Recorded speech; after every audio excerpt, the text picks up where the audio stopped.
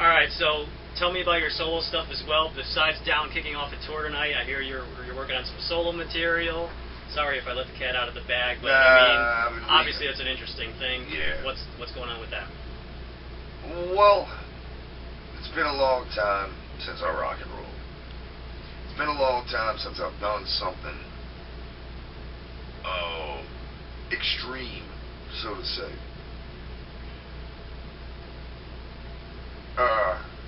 Put it this way. I got drums recorded. I got 2 rhythm tracks recorded. I got a couple Sweetie tracks recorded. I got some bass recorded. Not on everything yet. So, in the words of the great Kerry King, modulistic terror, a vast sadistic feast.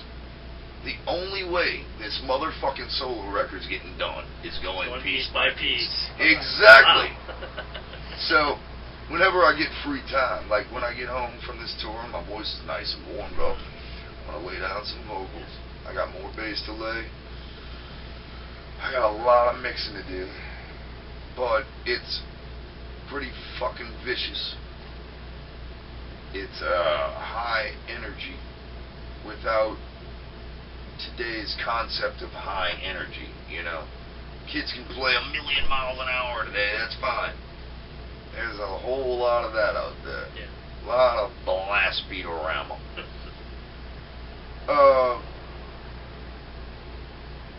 I guess, you know, I don't rely on just plain tradition, you know. There's a good way, there's plenty ways for people that, you know, to reinvent a genre. I guess this is just my attempt at reinventing something that I've loved for fucking ever, and I think it's pretty fucking good. The songs are getting older and older and older. You know, I wrote them a long time ago. It's like, fuck, man, I'm starting to get new ideas. It's like, shit. So, plan is, get this shit done ASAP. You got anybody in mind for guitar and bass? I'm playing everything. Okay. But I do have a fucking dynamo guitar player.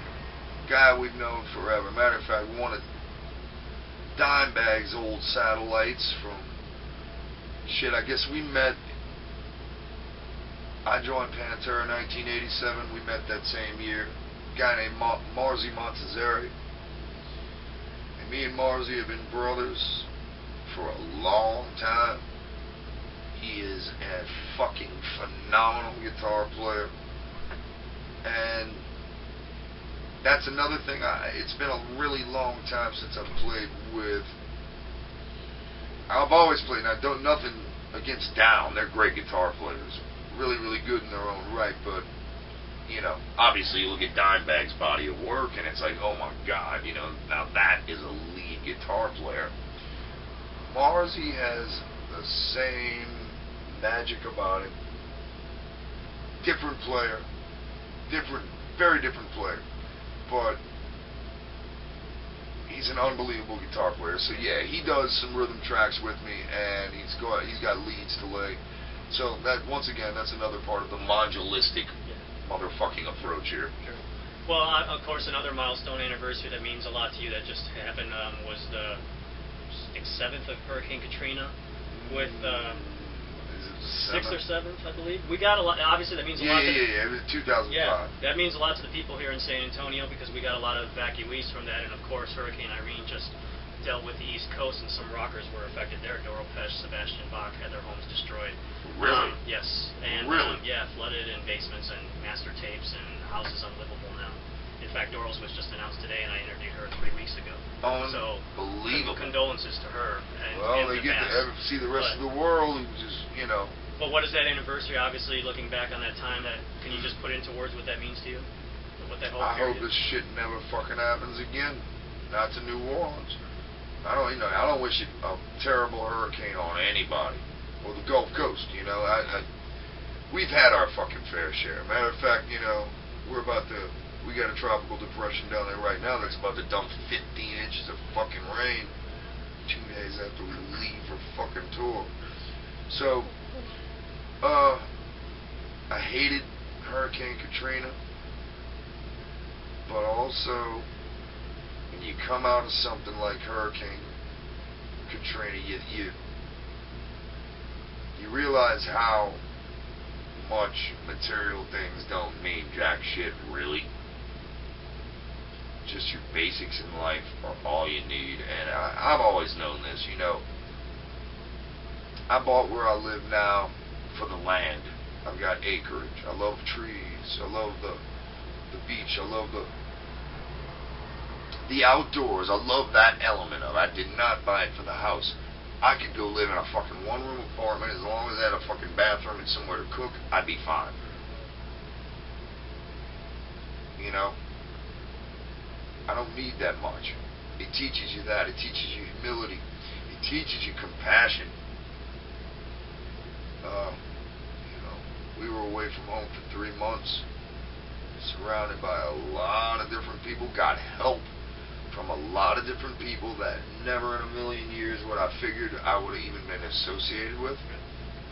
And you see we got a chance to see compassion in them as well.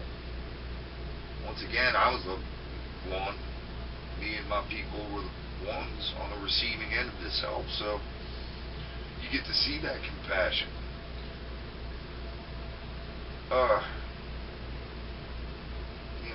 There's no stopping nature.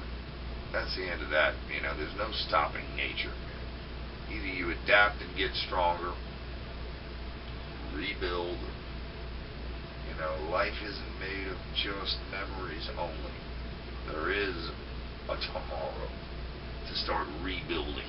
You know, so it taught me many things, and I came clean, found a surgeon, got back surgery. It led to so many life-changing things. It's pretty much too much to go on in this particular interview. Well, before we wrap this up, I got a couple of quick fan questions from social media that people wanted to ask you, and you just segued into one of them. Steve from San Antonio wanted to know about your back. Obviously, it's the first night of the tour, so you're healthy in that respect, well enough to tour.